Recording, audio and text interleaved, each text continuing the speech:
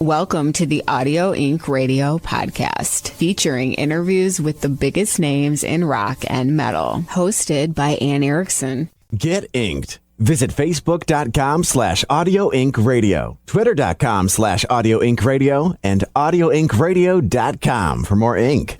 I admit, I've never been to the Sunset Strip, ever, which I really wish I could go back in time and be on the Strip back in the 80s. Just one night on the Sunset Strip, back in the heyday of 80s hard rock and heavy metal. I think that would be so fun, just so awesome. And of course, they still got the Rainbow, the Whiskey, and a bunch of places like that. But I would love to go back for just one night and experience that LA rock scene. When I think of LA rock out of the 80s or glam metal, hair metal, I know that some people hate the term hair metal, so maybe I won't use that one. But when I think of that kind of music, I think of bands like Motley Crue.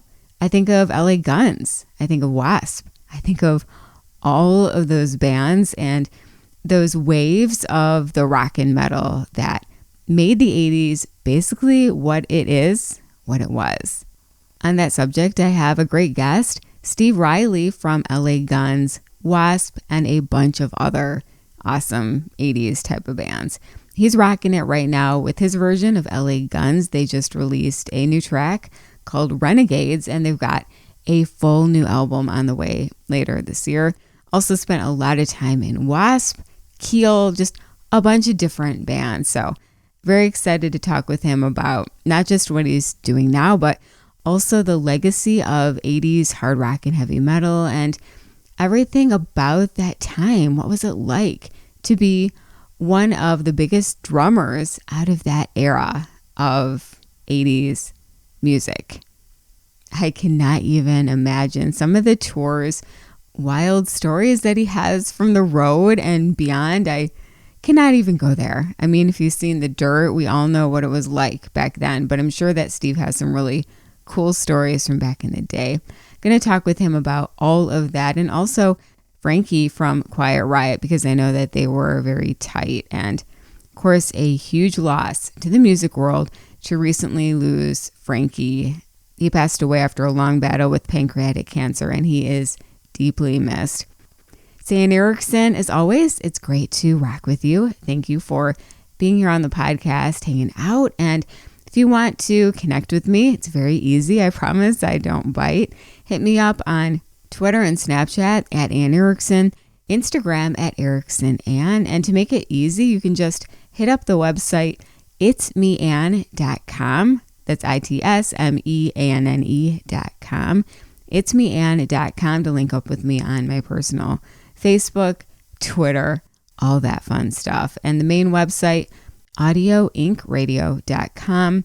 Also, don't forget, you have to subscribe, because when you subscribe, you get a personal notice when I put up a new episode, and then you can be the first to hear episodes like this one and all the other fun, random stuff that I put up. So check that out.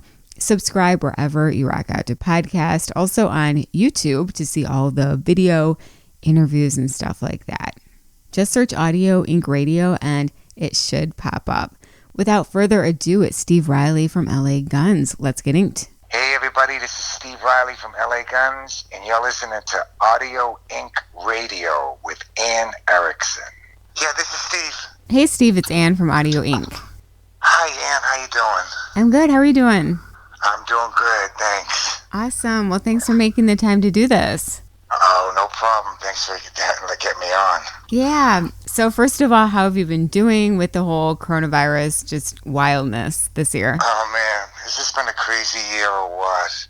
I know. It's insane, I'm telling you. But you know, Anne, I got to tell you, we really lucked out. We got the album done at the end of 2019, and we finished up in December with everything. And there was even talk of us maybe putting it off and doing it this year, and we just lucked out. We did it last year, so we at least got that completely done, and we were able to work it all year. So that's what we've been doing. Is obviously all the shows they've gone down for everybody, and they've been postponed till next year.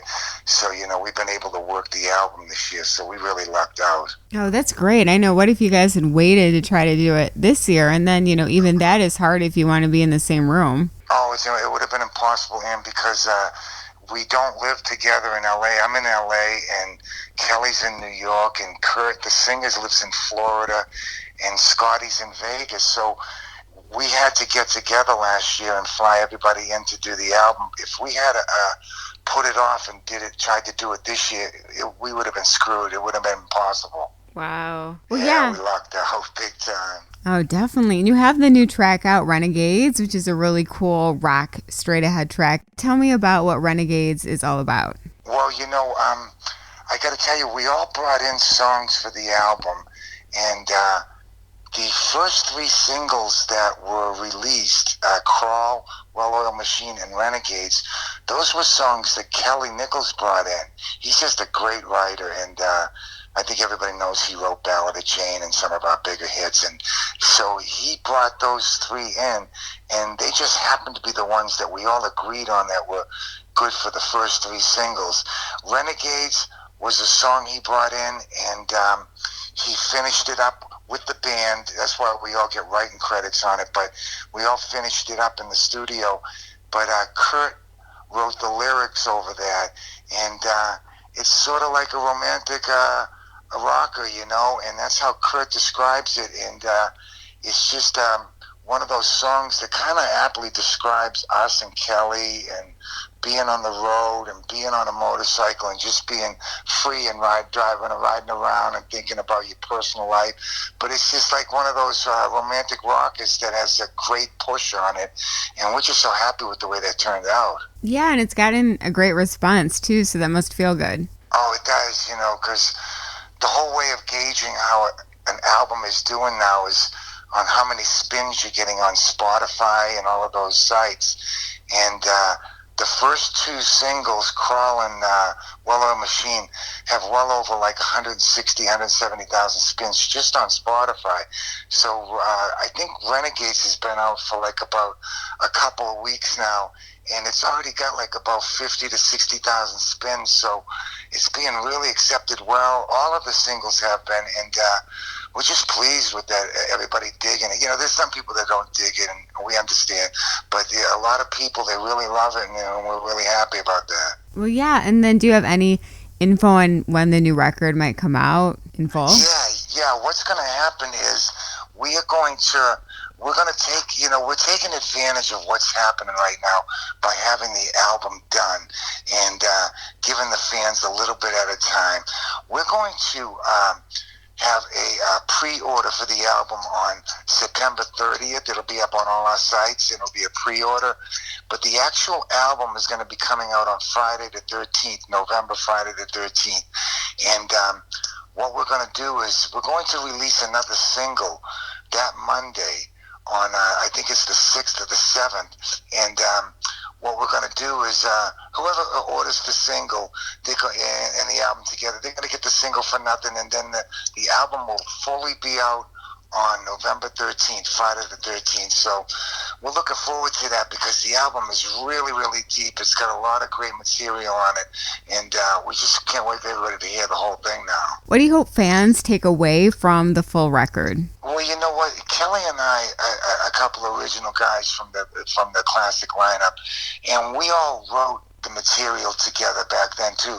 Even if somebody brought a song in, like Kelly bringing these 3 songs in for Renegades, we kind of finished them off in the studio and put a band touch on them. So Kelly and I, we didn't want to stray too far, really at all, from the LA Gun sound that we helped create, in the 80s.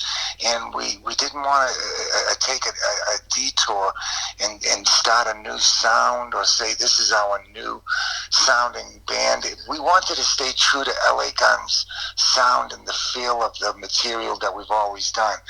And that's what we hope, the fans take away from this, that it's an extension from LA Guns. It's the style and the feel that they like from the band. And, we just hope that they feel that. And reading some of the quotes from the fans on our sites and on some of the rock sites, I think that we kind of achieved that. We've stayed true to the LA Guns sound. Right. Yeah, it was really important because it's so easy to say, hey, listen, let's try to change it up, and we'll come out with a different sound. And I don't think that's what a real classic rock band should do. I think the reason why you are a classic rock band is because of the sound that you originally came out with your first 3 or 4 albums. And I think it's really, really important to stay true to that sound, So when LA Guns was first starting out, it's such a fascinating period in music history. What do you remember about that period with the hard rock in the 80s and the glam band and all that stuff? Well, I was kind of fortunate because I was involved in that whole 10-year swing from LA, the LA rock scene, and it started in 82 and it went to 92, and it was one of the longest tenures for a city to have a major rock scene out of all of the country. And I was fortunate, Ann, because I was involved at the beginning by being in Kiel and then joining W.A.S.P for 4 years. So I was in that first wave of metal that came out of LA with Rat, Motley, W.A.S.P, and Dawkins, and all of those bands. And when I was out of W.A.S.P in 87, I got to join LA Guns, and we were so busy, the bands from that first wave that I just mentioned, we were on the road so much that we didn't even realize that there was another scene happening in LA with Guns N' Roses and LA Guns and Faster Pussycat and all of these bands that were coming up out of LA. We had been on the road so much that we weren't even really paying attention to what was happening in the hometown because we were always out there.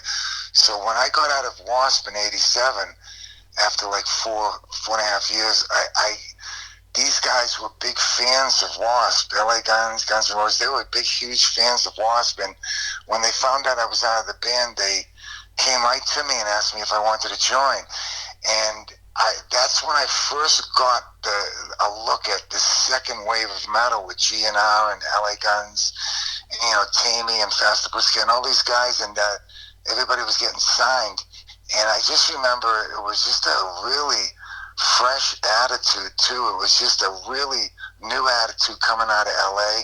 It was an extension of what we had already been doing with Rat, Motley, and W.A.S.P, but it was a total street vibe too.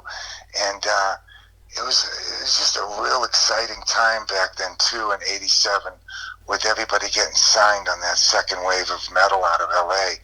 And it was something else, I'll tell you. I mean, the strip was still going strong, and bands and flyers and wall-to-wall people up and down the strip, and it was just a totally exciting time. Like I said, I was fortunate. I got to see the first wave and participate in that with W.A.S.P, and then be fortunate to join LA Guns in 87, and partake in that second wave all the way from 87 up to 92. So it was just exciting, man. There was some really, really good music coming out, and everybody was just on their toes. So it was a gas.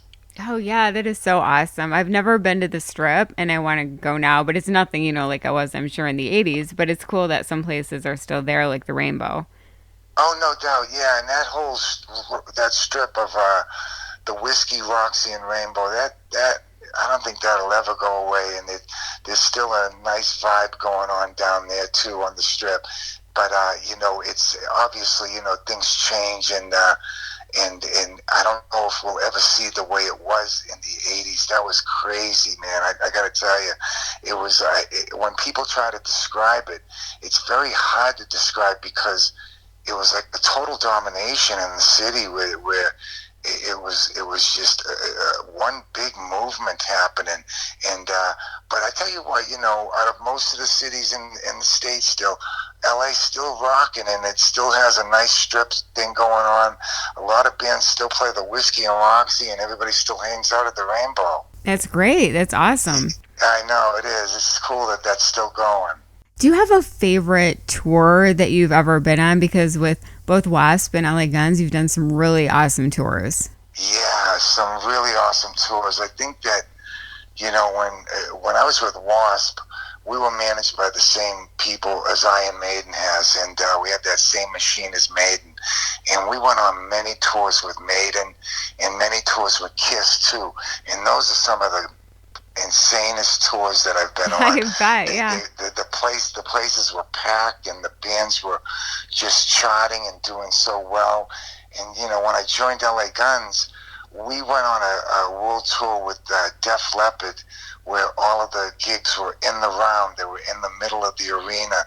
And I think that was one of the most exciting tours, because it was like a gig where you couldn't, usually as drummer, we can kind of hide a little bit. We've got the backdrop behind us. Nobody's really behind us. But this particular tour, I'm right there. There was no hiding. You were in the eye of the fans completely, and Def Leppard treated us so good, and that was a real exciting tour, playing in front of 20 to 30,000 people every night. Oh, yeah. That'd be insane. And I mean, what a different tours you've been on, from Iron Maiden to Def Leppard. It doesn't get much more different than that in rock and metal. Man, crazy stuff too. And W.A.S.P did a bunch of tours with Kiss too. So W.A.S.P and Kiss together, that was really cool too. And then, LA Guns, we had toured so much too, and we had gone out with Iron Maiden also, and then, like the Def Leppard tour, and then just tons of tours that we had done, and we were just fortunate, man. We got to tour with a lot of great acts, and they treated us great. Wow. We lost a very positive voice in heavy metal music recently, Frankie from Quiet Riot. I was wondering, what are your thoughts on losing Frankie? Oh, man, it's huge, because when I moved out here to LA in 77, that's when I got to know him, and obviously both of us drummers, we gravitated towards each other. He had played in Steppenwolf, and I replaced him in Steppenwolf. I played in W.A.S.P, and he replaced me in W.A.S.P. Wow. So we were very close, and Quiet Riot and W.A.S.P were very close bands. We were really good friends, and Frankie was a really tight friend of mine, and obviously we pushed each other on drums too, and we had the same style. We liked the same drummers, John Bonham and Cozy Powell, and those guys. We looked up to the same people, and Frankie was just a very close friend of mine, and he's going to be dearly missed. I tell you, I've known him for a long time. He was one of the first guys I met out here in LA, and we stayed close all the way through. So I just felt so bad that he had to go through that situation for the last couple of years. And now I'm finding out that he even had more ailments, like a pulled shoulder that he was touring on, and he had tinnitus in the ears like I did too, obviously, from playing drums all our lives. But I'm going to miss him dearly. He was a great guy and a great drummer. Wow, yeah. What do you think he brought to the metal world as a drummer? How do you think he was influential? Oh, man, hugely. Because first of all, Quiet Riot opened up the doors for the whole LA scene. It was Van Halen in 77, but the LA scene, this metal scene that came out and went from 82 to 92, that was Quiet Riot that opened the doors for everybody. They were the ones that got signed first, and they were the ones that charted #1 with Metal Health. So they were the ones that completely opened the doors for everybody else out here to have record companies look at us even more closely and want to sign all of these bands. And Frankie was just a powerhouse on drums. His style was duplicated by a lot of other drummers, me and him came up together, so we liked the same people together, so we kind of pushed each other and we replaced each other in bands. But I believe a lot of drummers, younger drummers coming up, really like emulated Frankie. His style was perfect for metal. He was not an overplayer. He was just somebody that totally he supported a song. He knew how to do that. That's one thing a drummer has to learn how to do, is to learn how to support the song and aid the song without overplaying and stepping on it. And he was just perfect at that. He was the perfect metal drummer, and I think a lot of young drummers looked up to him. What are your thoughts on the state of metal music today? Do you think it's in a good place? It's tough, because for the younger bands that are trying to do it and trying to get signed and everything and get on a tour, it's a very tough situation, because it all starts with radio, and if you can get on a radio station and get your songs played and get them out to fans, then you have a lot of opportunities. But radio's not there right now. There's very few stations. There's very few, anything really, TV or radio, that support metal right now. And it's a shame, because I know there's a lot of really great musicians out there and great bands. And I just feel for them, and I tell them that maybe the best thing to do is to just utilize the internet right now as much as you can, because it reaches so many people. And you just try to utilize that as much as you can, because that is your outlet to get to fans, to get to people, to even get to record companies that you can send them stuff to listen to. So, I feel for them, because back in the 80s, there were so many opportunities. There were so many record companies, management. There were so many record stores, and even record stores are gone now. So it's kind of a tough situation for new metal bands, but it's not an impossible situation, because they still have the internet to use. Right, that's true. That's true. Yeah, it's the one tool that they can really utilize right now, and I suggest that to them when bands ask me, what do you think we should do? And I tell them, shopping a deal door to door right now is kind of an old thing. It's not happening. Those record companies are not there right now, and even the managers are not there. There's very few of that, but you can reach a lot of people with this internet, so that's probably the way to go nowadays. Right. So in the 90s, when, grunge came in and everything in the scene changed, did you notice, first of all, was it as sudden as everyone says? And then also, when did you notice that the 80s kind of music was coming back? Because I think it's super hot right now, and a few years ago it just started to get, really hot again. Yeah, we noticed, obviously, when Nirvana came out, everybody noticed, because it was such a hit. It was such a big hit, and everybody loved it. Even we loved it. We were on tour with Skid Row in '91 over in Europe, and LA Guns and Skid Row. And we were doing all of Europe and all of Scandinavia together. And that was when Nevermind came out with Nirvana and their album, and it was such a big hit that we didn't really notice that it was going to be a shift in music and shift in locales from LA to Seattle. We weren't noticing that. We just noticed that it was really a great album. We thought it was a great album, all of LA Guns, and we were listening to it on the bus and even jamming some of the stuff during sound check. It was fun.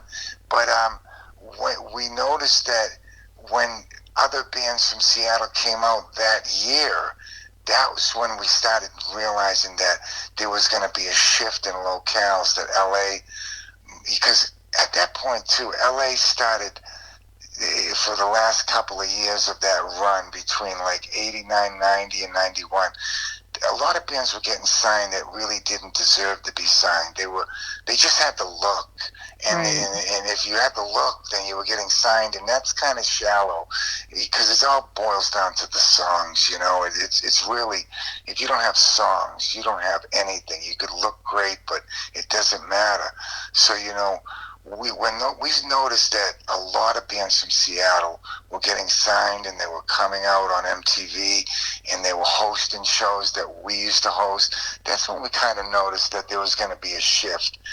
And to tell you the truth, Ann, it didn't bother me, because I knew from being in music, I started recording in '75. So when there's a locale, whether it's New York or bands coming out of Chicago, or what I was involved with the 10 years of LA, I knew that at some point it shifts to another city. So I wasn't so disappointed. I felt great that I had made my mark with W.A.S.P and LA Guns, and I was going to be able to pretty much play and record for the rest of my life. But I wasn't really shocked that it was going to take a turn and move on to another city or move on to another style or situation. So, that's when we noticed in '91 when we were on tour in Europe. And then in '92, obviously, a whole bunch of stuff started happening because the shift had already started taking place from LA to Seattle. And, like I said, hosting shows on MTV or getting a lot of airplay or what have you, that it really started in '92, and that shift happened big, and it happened kind of quick, from '91 into '92. And then if you were like fortunate enough to make your mark, you were able to play through it, and that's what we did. We played all the way through and recorded all through the '90s and through that grunge movement. And the grunge thing really only happened from like late '91 into '95. It wasn't a long run that they had. Mm-hmm. But I enjoyed a lot of their music. I'm big fans of Alice in Chains, Soundgarden, and Nirvana. I think those guys are great. And so, we made our mark, and we were able to tour and record through that whole scene. But that's when it became tough for some of the younger bands to get signed. It had moved out of LA. And, when the second part of your question about when metal and hard rock started making a comeback, it's kind of hard to say because we played straight through it. We were touring nonstop and we were recording. And so, I'd say in the early 2000s, that's when people started to respect what was coming out of the 80s again and what had happened in the 80s. That's, during the 90s, it was a little rough because there was a new scene going on, whether it was rap or grunge. The 80s thing wasn't getting that much respect, but then the early 2000s, I think everybody started to realize, wow, there was a lot of good stuff that came out of the 80s, and they started to realize it again. And the respect came back, and the people wanting to play it again came back, and the better gigs came back. So I'd say the early 2000s, and now it's cemented in there, and people realized that there was a ton of great music that came out of the 80s. Yeah, no, I think that's true. And I agree with the respect thing. That was around the time people started looking back and saying, the thing about the 80s is that you guys can play your instruments.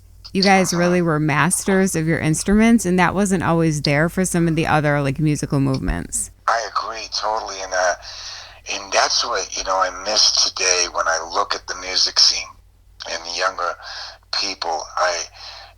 We really wanted to master our instruments. I really wanted to be a really, really good drummer. And the other guys in the band really wanted to be good on their instruments. They didn't want to just pose. They wanted to play really good and figure out, how am I going to master this instrument so I can just about play anything that's put in front of me? And nowadays, I don't know if that interest in instruments is there right now. It's somewhat there, but not like it used to be, where people were just wanting to be the best they could be on guitar or drums or bass, or really try to match the best vocalist that's out there. And so that's the biggest thing that's missing right now. I would hope that the younger generation gets back to realizing how much fun it is to play an instrument. Yeah, I agree. I think computers, unfortunately, some people just would rather, hit a computer button and make a guitar sound versus learning to do it. That's scary, I know. And that you could make you can do this auto tune on your vocals and correct them from being flat or sharp. And it's like you can play a whole album on a drum machine, or, like you said, guitars and bass too.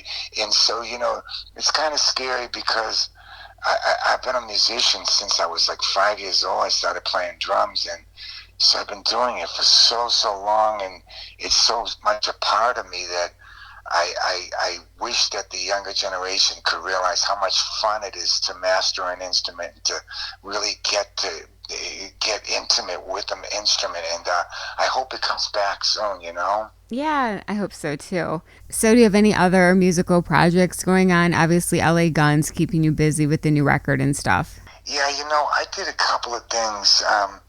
When 2017 rolled around, I got involved with this SAG-AFTRA movie maker out here in LA, and he wanted me to place a couple of songs in his movie. It's called Rightful, and it just got completed, and they're getting distribution right now, but it's kind of a big movie, and he asked me to write a couple of songs for the movie. It's a gothic thriller that takes place like in New Orleans, and I did that. I got a couple of songs in the movie, and the director asked me what, and I had never done it. They asked me, do I want to read for a part? They'd like to see if I want to read, and I was like, yeah, I'd love to. And so I got the part. I read for a part, and they flew me to New Orleans, and I filmed this movie with them, and I got a couple of songs in it, and it's called Rightful, and it'll be out soon. And so I had worked on that with them, and then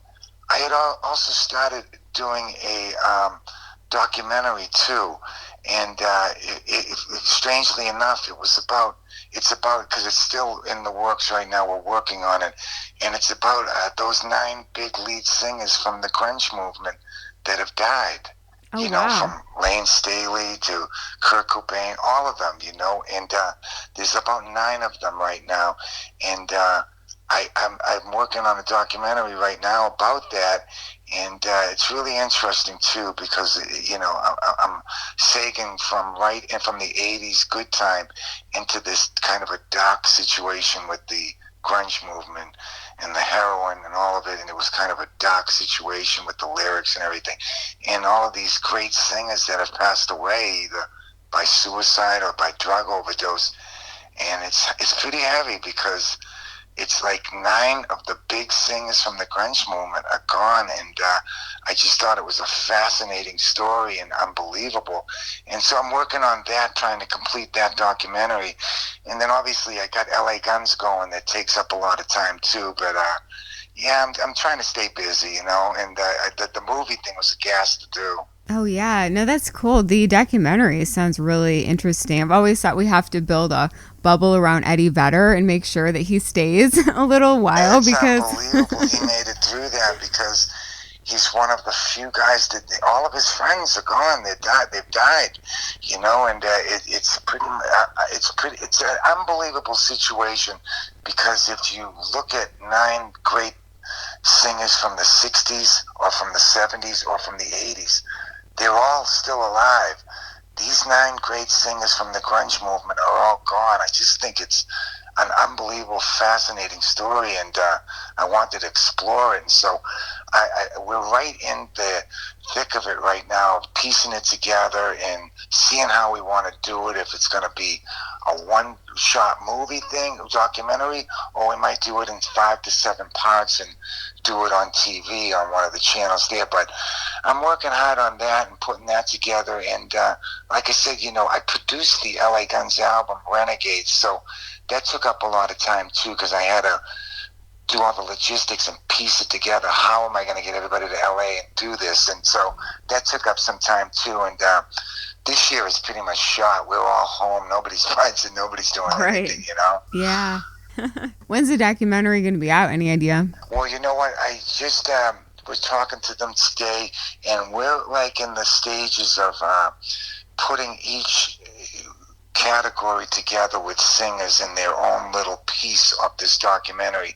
So I figured that I'm going to be working well into 2021 before it's totally completed and we're ready to to have a showing, or maybe some TV station has bought it or what have you. But I figure in the first quarter of 2021, we should be really close to it being done. But at least we'll get that new LA Guns music before then in November. Oh, totally, yeah. We'll have the album out, and all of our gigs are postponed to next year, and we're getting them off right now. They're all coming into the office, and we should start in like about March of 2021, hopefully, because everybody's wondering about a vaccine, and are you going to be able to play before a bunch of people or just 25% capacity? Right. So everything's so up in the air with the concert situation. So we're going to play it out and see how it plays out.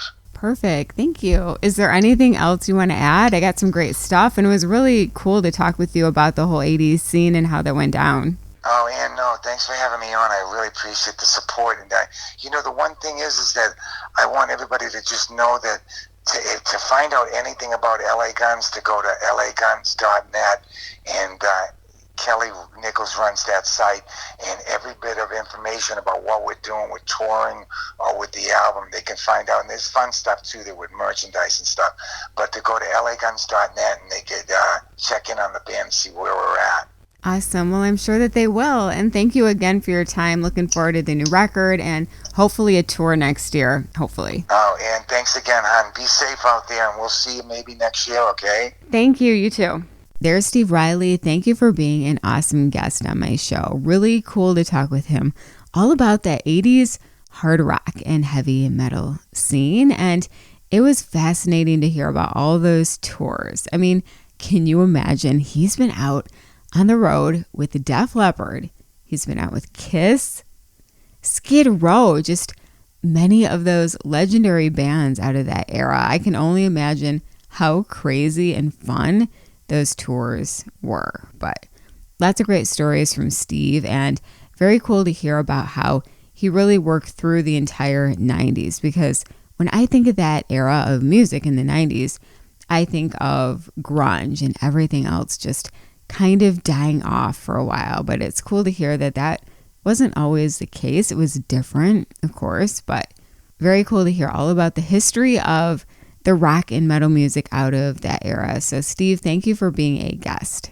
His version of LA Guns has that new record, Renegades, out in November. And hey, thank you for hanging out with me here on the podcast. It was a fun episode as always, because that's what we do here on the podcast. We have fun. So if you want to get in touch, don't be shy. You can hit me up on social media. Link up at the website, itsmeanne.com. Basically, it has all of my Facebook, Twitter, Instagram, all that stuff up there. And if you just search my name, Anne Erickson, it should pop up as well, because there aren't that many Anne Erickson. So you can give that a try. And also, don't forget to subscribe to the podcast if you don't yet. Shame on you. You're on my bad side. But you can remedy that right now. Just search Audio Inc. Radio wherever you listen to podcasts. Hit subscribe on YouTube, all of those different platforms. Definitely appreciate all of your amazing support. One last thing, check out my band, Upon Wings, at uponwings.com. Female-fronted rock and metal music with new stuff on the way that I am very, very excited for. I cannot wait for you to hear it. So check that out. And once again, it's been great hanging out with you. Cannot wait for the next episode. Lots of great interviews on the way next week. You won't want to miss it. Just going to say that one of the greatest metal vocalists of all time, possibly the greatest, on the Audio Inc. Radio podcast next week. You're going to want to be here. Until next time, be safe, God bless, and we'll rock soon. It's the cutting edge of new music and the forefront of rock. It's Audio Inc. with Anne. Thanks for listening to another episode of the Audio Inc. Radio podcast. Subscribe to our channel so you never miss an episode. Get inked online at audioinkradio.com. I'm Anne Erickson for the Audio Inc. Radio podcast.